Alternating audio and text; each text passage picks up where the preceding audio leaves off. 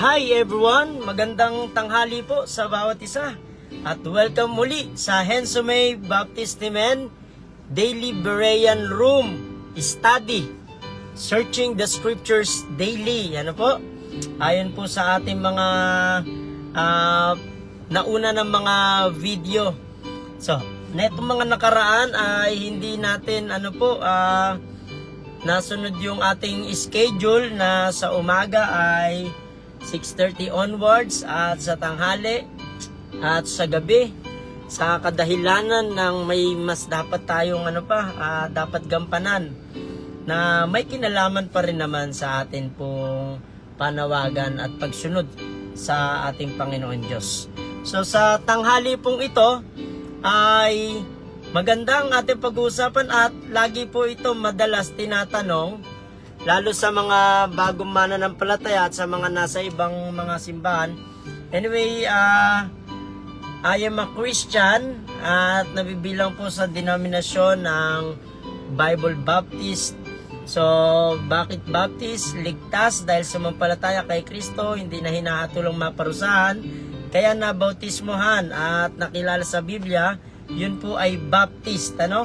Baptist ibig sabihin, identity, pagkakakilanlan ng isang taong tunay na sumampalataya kay Kristo.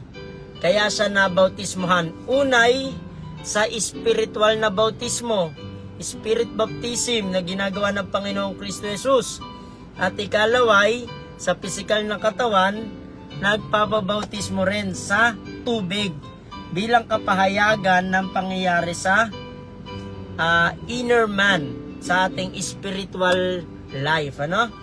So, ibig sabihin din na bautismohan ay nahugasan sa pamamagitan ng banal na dugo ng Panginoong Kristo Jesus na dumanak sa krus ng Kalbaryo. So, sa tanghali pong ito, habang kayo'y nanananghalian kasama ng inyong kaibigan o mga kamag-anak o mga ka-churchmate, hayaan nyo po na mag-aral muli tayo at bahagi ko sa inyo yung leksyon patungkol sa Eternal Security Part 2 at meron tayong question na sasagutin. Pero bago yon, manalangin muna tayo. Dakila namin Diyos Ama makapangyarihan sa lahat, salamat po sa tanghaling ito. Pagkakataon na kami makapagtalakay, makapag-aral ng mga katotohanan ng iyong salita. Tulungan niyo po kami pagkalooban ng pangunawa. Patawad po anumang aming pagkukulang pagkakasala. Salamat Panginoon sa mayamang biyaya mo na nagdudulot ng kaligtasan at ito ay pangwalang hanggan. Kaya meron kaming eternal security. At pagkalooban ng pangunawa din ang mga makakapanood, maabutan ng video na ito. At pagpalain niyo po Panginoon Diyos ang bawat isa sa amin. Sa ngalan ni Jesus, Amen! Amen! Alright, so this is Hensomay Baptistemen, your friend sa Facebook. So, alam nyo na ho, bakit natin ito ginagawa? Ito po ay pagsunod sa utos ng Panginoon na mangaral po tayo ng Ebanghelyo sa kapanahunan o sa di kapanahunan.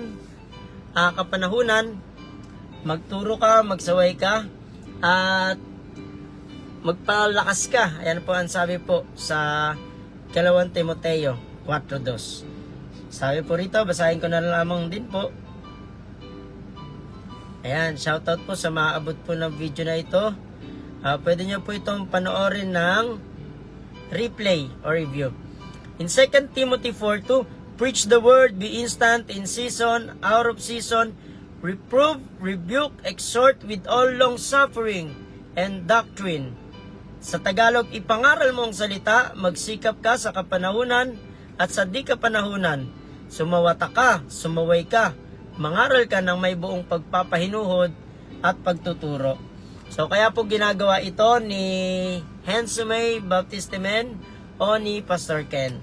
So ang ating pag-aaralan ay patungkol sa Eternal Security o AKA o mas kilala po ito sa once saved, always saved. Ibig sabihin yon, minsan kang naligtas, mananatili kang ligtas. Sapagkat Diyos ang nagligtas, Diyos ang gumawa ng kaligtasan, at Diyos ang nag-iingat ng iyong pagkaligtas. So, meron ng tanong, Sabi po ng katanungan, ligtas pa rin ho ba ayon po sa doktrina ng eternal security o ng once saved, always saved ang nagkasala ng pangangalunya, ng pumatay at iba pang mga kasalanan? So, sa palagay nyo po dyan, mga kaibigan, ligtas pa rin ho ba kaya yon? Sa inyo pong pagkakaalam, pwede po kayong mag-comment sa nakakapanood at naabot ng ating pong live, ano? So, sa palagay nyo, ligtas pa rin ho ba kaya? Kahit ho ba sumambay ito sa Diyos-Diyosan, pero tinanggap niya ang Panginoong Kristo Jesus, sumampalataya siya. At naniniwala tayo, sabi ng Efeso 2:8, sapagkat sa biyaya kayo nangaligtas sa pamamagitan ng pananampalataya, at ito'y hindi sa inyong sarili, ito'y kaloob ng Diyos, hindi sa mga gawa, ni ang sinuman ay huwag magmapuri. So sa inyo pong palagay, ligtas pa rin ho kaya? Kasi ang sinasabi ng iba, pwede okay lang pala na gawin yung mga kasalanan na ganyan kung ligtas pa rin. Yun yung mga kasunod na madalas katanungan sa doktrinang once saved, always saved o eternal security. Mamaya ating sasagutin yan sa linaw ng salita ng Diyos sa Biblia. Pero sa palagay nyo, ano kaya ang inyong kasagutan? 1 minuto magbibigay ako. You can comment down below your answer. So habang sinishare ko pa lamang ang ating live para marami maka-join sa atin at maabot ng pag-aaral natin. So bakit napakahalagang pag-aralan ito? Sapagkat may kinalaman sa ating kaluluwa. Isang beses lang mabubuhay ang tao dito sa mundo, maiksi lang ang buhay ng tao, at nais ng Diyos mapahalagahan natin ito, na anumang oras dumating ang kamatayan, handa tayo, sana matanggap mo ang buhay na walang hanggan, magkatiyak ka ng kaligtasan. Ano po? Yan. So, maaaring busy pa yun, iba, ano? Wala pa nakakasagot. Ay, hapon na po pala, ano? So, balikan nyo na lamang ng iba natin mga kaibigan. Kung may sagot kayo dyan, pwede nating ipahabol at may katanungan. Alright, sasagutin na po natin. So, ayon po sa doktrina ng eternal security o walang hanggang kaligtasan o once saved, always saved, ano po? Yes, ligtas pa rin kung ang taong iyon ay tunay na sumampalataya sa Panginoong Kristo Jesus o tunay na naligtas nung una pa. Ano? Kasi po, sabi ng Ephesians 2 verse 8 and 9, for by grace are ye saved, through faith, and that not of yourselves, it is the gift of God, not of works, lest any man should boast. So napakalinaw na ang kaligtasan ay gawa ito ng Diyos, hindi po gawa ng tao. So kung ang Diyos ang gumawa para ka iligtas dahil ikaw ay sumampalataya at yun ay ayon sa kanyang biyaya, anong magagawa mo ngayon para alisin at ipawalang bisa ang epekto ng gawa ng Diyos at kagandahang loob niya para tayo iligtas sa kahatulan ng impyerno? Anong magagawa ng tao para alisin ang kaligtasan o putulin ang buhay na walang hanggan o ipawalang bisa ang kapatawaran na iginagawad ng Panginoong Diyos sa taong tunay na sumampalataya sa Kanya? Ano? May magagawa ba tayo sa bagay na yan? Kung sa kaligtasan nga natin ay wala tayong magagawa para iligtas ang ating sarili, Titus 3:5, not by works of righteousness which we have done, na hindi sa mga katuwiran o mabubuting gawa na ating ginawa, but according to His mercy, He saved us, kundi ayon sa Kanyang kaawaan, niligtas niya tayo. Sa Efeso 2:8, sapagkat sa biyaya, kayo'y nangaligtas sa pamamagitan ng pananampalataya, hindi sa inyong sarili, ito'y kaloob ng Diyos. Anong kasunod?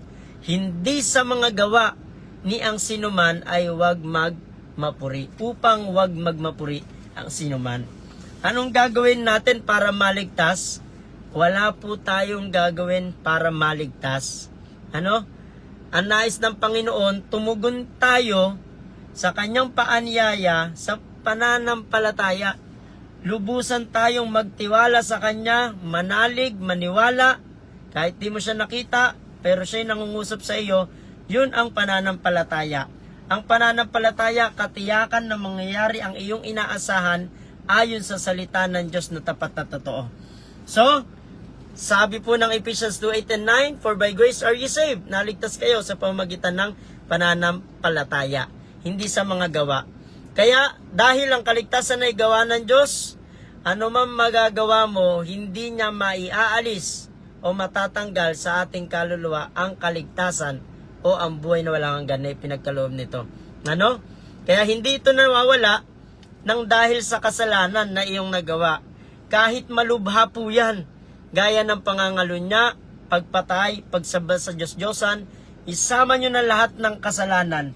Na alam nyo ba na kung saan mas sumasagana ang biyaya ng Diyos, ayon sa Roma 5, na kung saan sumagana ang pagsalangsang o kasalanan, mas sumagana namang higit ang biyaya ng Diyos. At alam nyo, dahil sagana ang biyaya ng Diyos na nagdudulot sa atin ng kaligtasan at pagkaanyaya na tumalikod sa kasalanan, dinadala po tayo nito sa pagpapakumbaba at pagsunod sa kanyang kalooban. Kaya nga po nababago talaga yung buhay ng tunay na nangaligtas. Nababago, hindi na tulad ng dati, ang Kristiyano na tunay na tumanggap sa Panginoong Kristo Jesus sa pamagitan ng pananampalataya. Kaya yes, ligtas pa rin kung ang taong iyon ay tunay na naligtas noong una pa dahil siya'y sumampalataya, nagsisi ng kanyang kasalanan, natanggap ang Panginoong Kristo Jesus, nakatanggap ng buhay na walang hanggan. Hindi na mawawala ang kanyang kaligtasan. Pangalawang puntos. Una, Diyos ang gumagawa ng kaligtasan at wala tayong magagawa para alisin ang kaligtasan o pawalang bisain ang kaligtasan na kanyang ginawa sa ating kaluluwa. At sabi roon, buhay na walang hanggan, hindi mo yun mapuputol. At wala na makakapaghiwalay sa atin sa pag-ibig ng Diyos na nagdudulot ng kaligtasan. Di ba ho ba? John 3:16, For God so loved the world that He gave His only begotten Son, that whosoever believeth in Him should not perish but have everlasting life. Pangalawa, ang kasalanan ay may mabigat na bunga. Yes, totoong hindi okay kapag nagkasala ang isang Kristiyano. Hindi maganda kahit saan natin dalhin, lalong-lalo sa harap ng Diyos at sa harap ng tunay na mga ligtas, hindi po okay ang magkasala ayon sa doktrina ng eternal security at once saved, always saved. Hindi komo tayo ay ligtas na sa hatol ng impyerno, gagawin na po natin anumang kasalanan na pumasok sa isipan natin o anumang tukso na ialok ng demonyo. Kailanman hindi okay ang magkasala at mabuhay sa pagkakasala. At ang salita ng Diyos ay nagsasabi sa unang Juan 3:8 hanggang 10, ang tunay na anak ng Diyos, tumanggap kay Kristo, hindi na nagpapatuloy sa kasalanan. Hindi siya committed sa kasalanan. Hindi niya nabuhay ang mamuhay sa pagkakasala. Binabago at sumusunod sa Panginoong Kristo Jesus. Ang kasalanan ay may mabigat na bunga, pero hindi pagkawala ng kaligtasan po natin. Halimbawa sa Hebrews chapter 12 verse 6, di ba? Makikita natin na dinidisiplina ng Diyos ang kanyang iniibig, hinahampas ang tinatanggap na anak. O halimbawa po, nung nagkasala si David sa lumang tipan, di ho ba pinalo siya ng Panginoon? Di ho ba hindi siya koninsinte? Di ho ba iginawad pa rin yung disiplina? Ganon din kila Ananias at Sapphira. Di ho ba matindi pang ang palo sa kanila? Pinauwi na sila sa langit Pero sa kabilang banda, maigi na yun.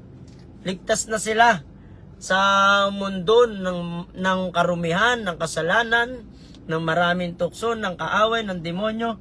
Di ba? At nasa piling na sila ng Panginoon. So, ibig sabihin, kailanman hindi okay ang pagkakasala, bagamat hindi nakakatanggal, nakakaalis ng kaligtasan ito sa tunay na sumampalataya tumanggap sa Panginoong Kristo Jesus. At ano pa na idudulot ng kasalanan kapag ginawa mo yan, kung ikaw tinanggap mo ng Panginoong Kristo Jesus? Pagkawala ng kagalakan ng kaligtasan.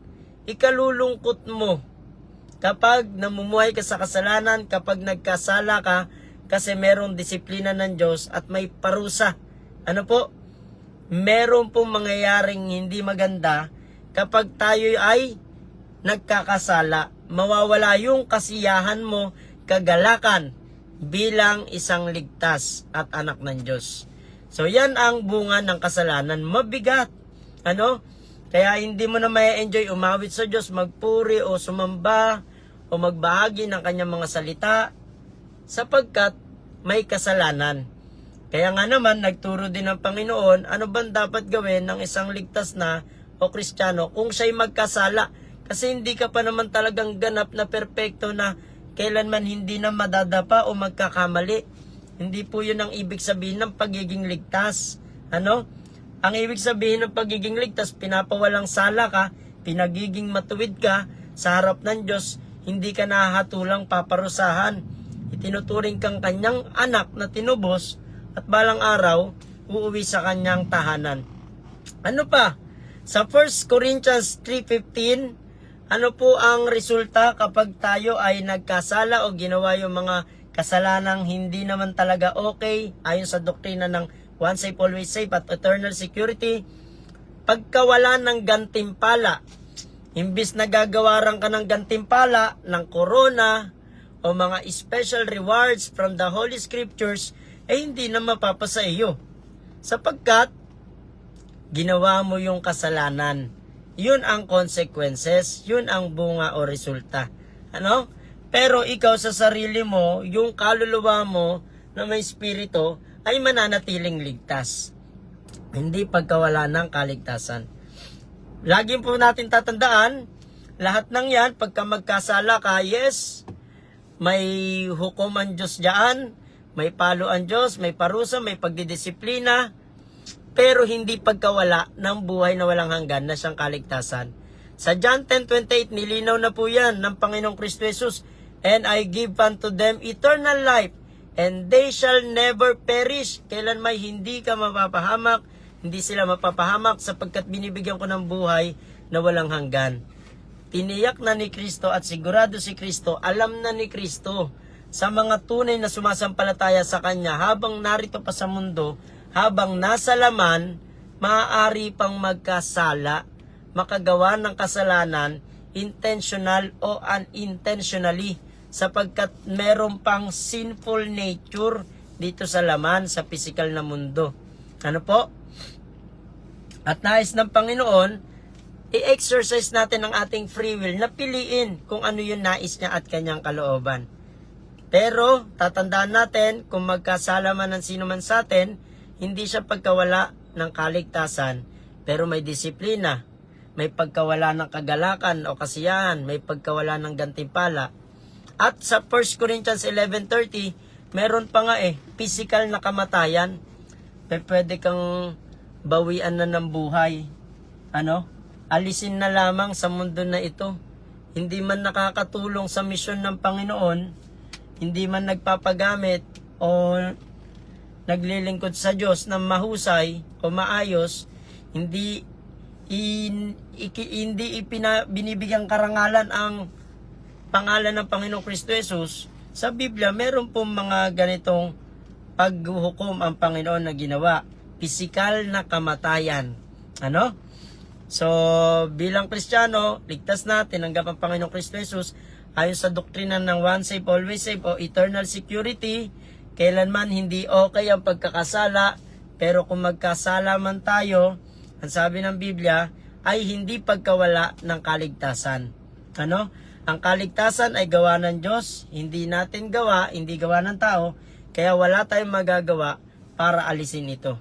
Pero may mabigat na bunga ang kasalanan kapag tayo po ay nahulog dito. Pangatlo, hindi lisensya sa kasalanan ang once saved, always saved o eternal security.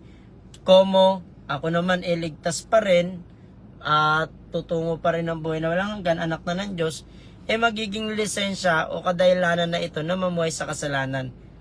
Kasi alam nyo, lalagay sa tanong na ganon, lalo na kung walang pagsisisit, walang pagbabago at patuloy sa kasalanan, posible kasing hindi talaga siya tunay na naligtas. Yung nagsasabi, at mali pa yung utak, hindi naman yata si Kristo yung nasa puso nung tao na, ligtas na ako.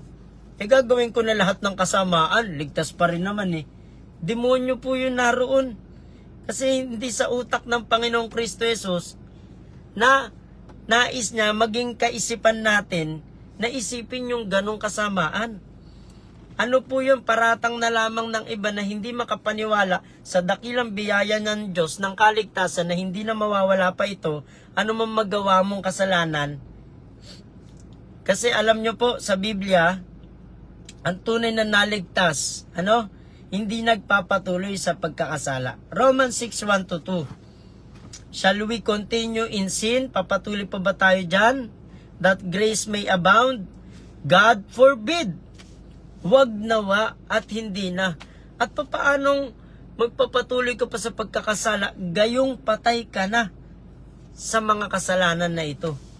Hindi na natin buhay ang pagkakasala kung tunay kang nakatanggap ng buhay na walang hanggan.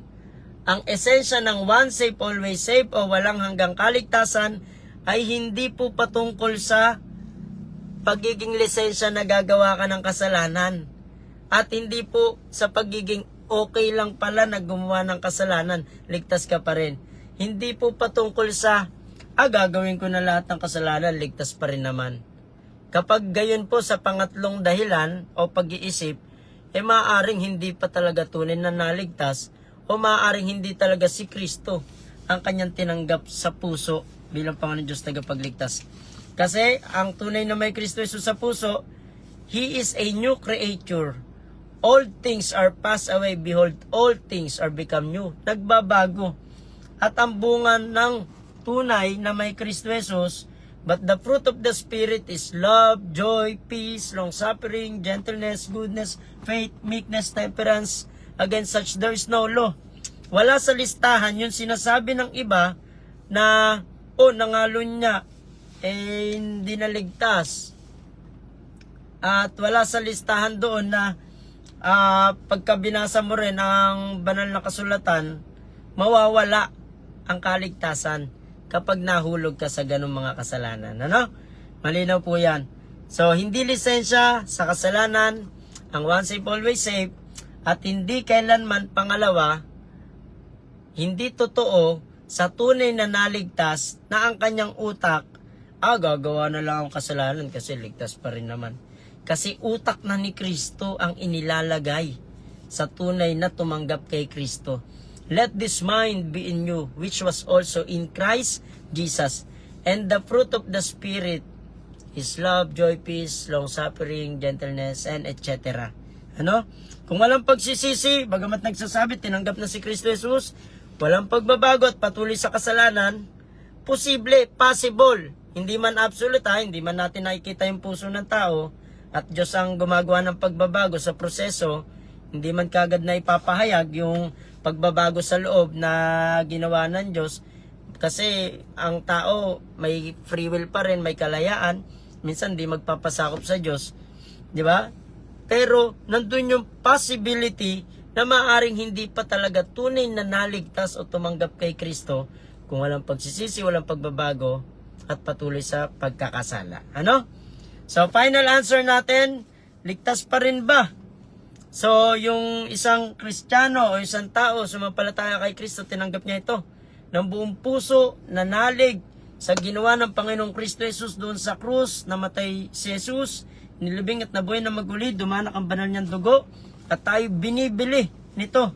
At nagiging pag-aari niya na. Ligtas pa rin ba kung tayo magkasala at mahulog dito? Yes, ligtas pa rin. Ayon sa once saved, always saved, eternal security na itinuturo ng Biblia.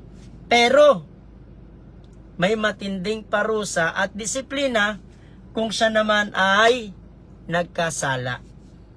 So, ligtas pa rin, yes, pero may matinding parusa at disiplina.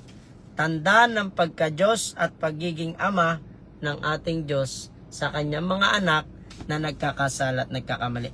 Sapagkat hinahampas ang kanyang iniibig, pinapalo, pinaparusahan, pinagwiwikaan ang kanyang tinatanggap na anak. Hebreo 12:6 hanggang pababa. Ano po? So, sa Biblia, may kita rin natin, kung kayo magkasala, sabi ng 1 John 1:9, 1 John 1:9, sabi rito, kung ipinahayag natin ang ating mga kasalanan, ay tapat at banal siya, na tayo'y patatawarin sa ating mga kasalanan at tayo'y lilinisin sa lahat ng kalikuan. Ang ganda, ano? Yung kaligtasang ipinagkakaloob ng Diyos, nagre-resulta rin sa patuloy kang patatawarin sa iyong mga kasalanan. Patuloy tayong patatawarin. Ang Diyos na mahabagin, mapagpatawad, na malambot ang puso, ay lagi nagpapatawad sa mga tunay na nagsisampalataya sa Kanya. Pero tandaan nyo, may matinding disiplina pa rin at may parusa sa mga nagkakasala. Ano? So, nasa Biblia naman yan. Sa 1 John chapter 2, mumunti ko mga anak, verse 1, ang mga bagay na ito ay sinulat ko sa inyo upang kayo'y huwag mangagkasala.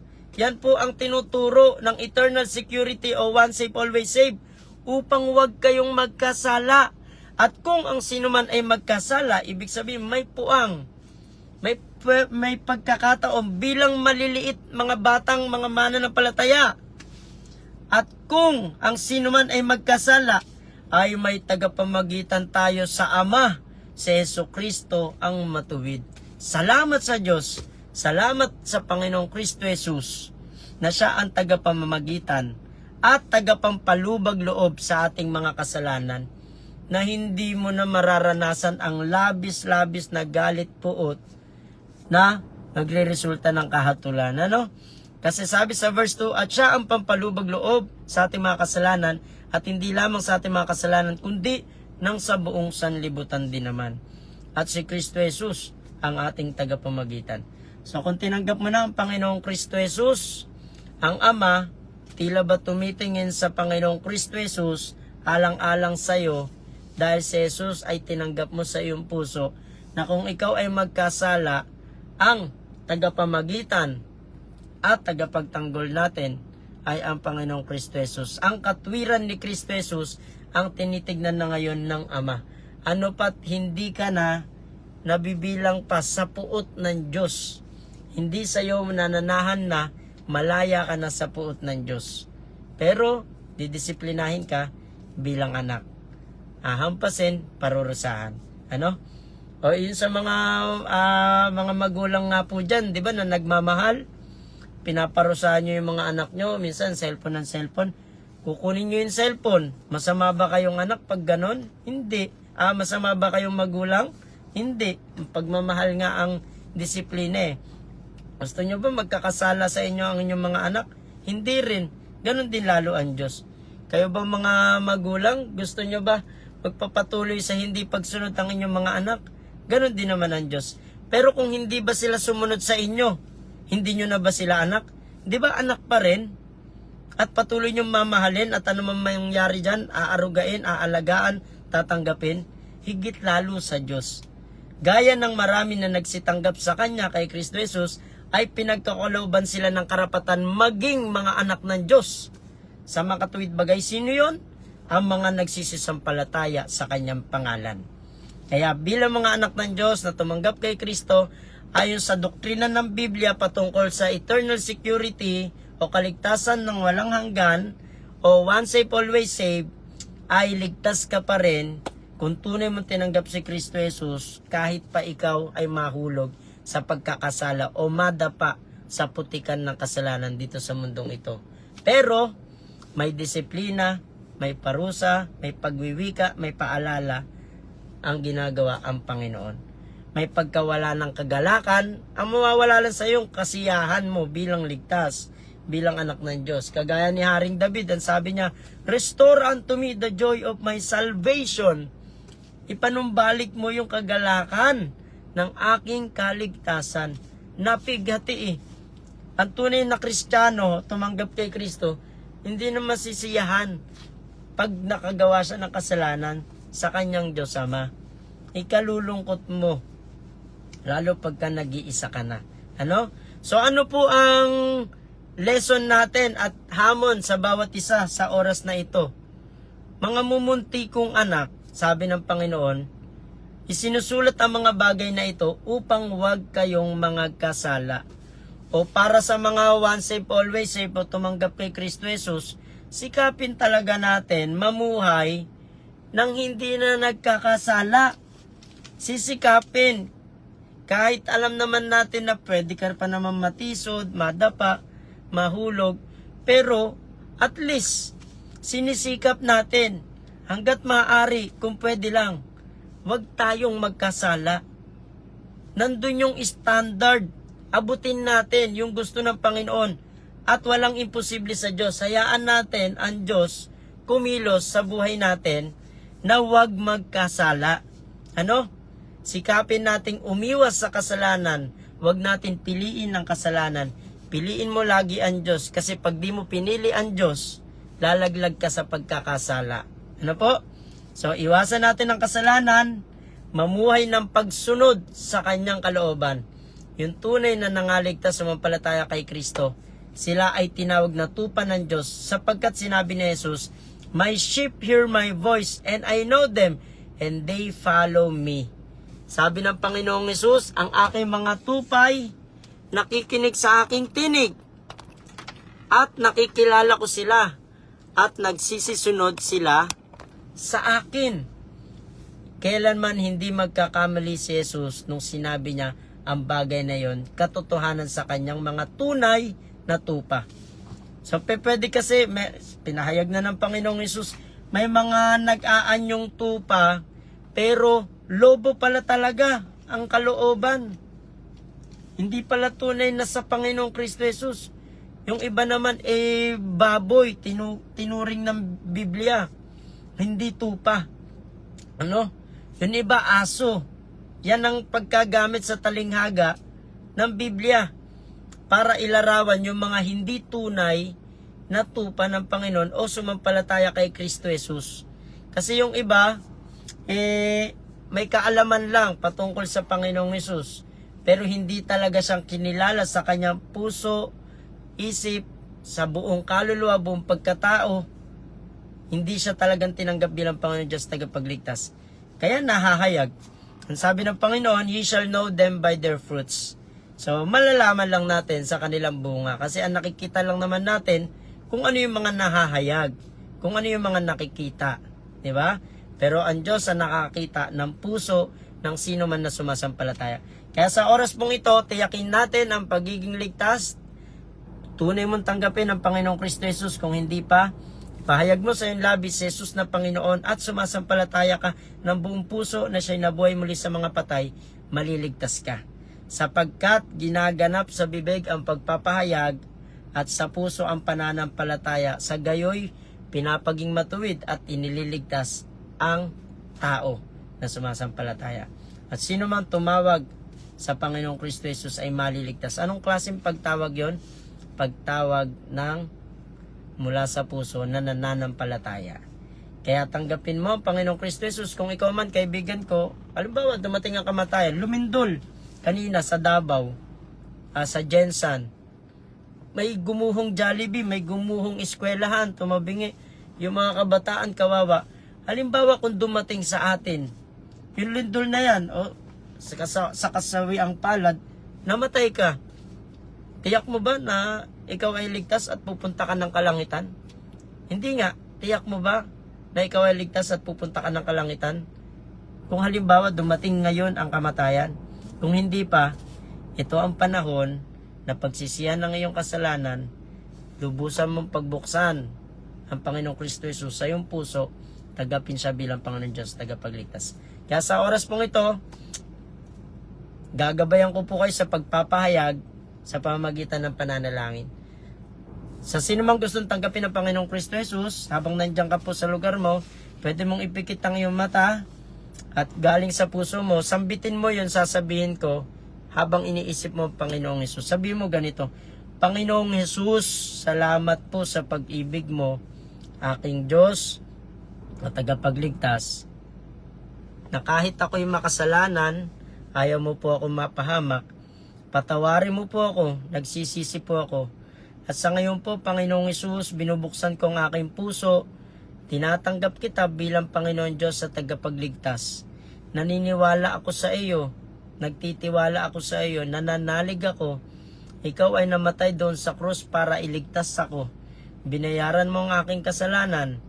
Inilibing ka, namatay ka, at muli ka nabuhay para bigyan akong buhay na walang hanggan, tiyakin ang aking kaligtasan. Sa ngayon po, salamat po sa kapatawaran sa aking kasalanan. Nagsisisi na po ako sa lahat ng yan. Sa ngayon po, salamat po sa buhay na walang hanggan na ipinagkakaloob mo sa aking kaluluwa.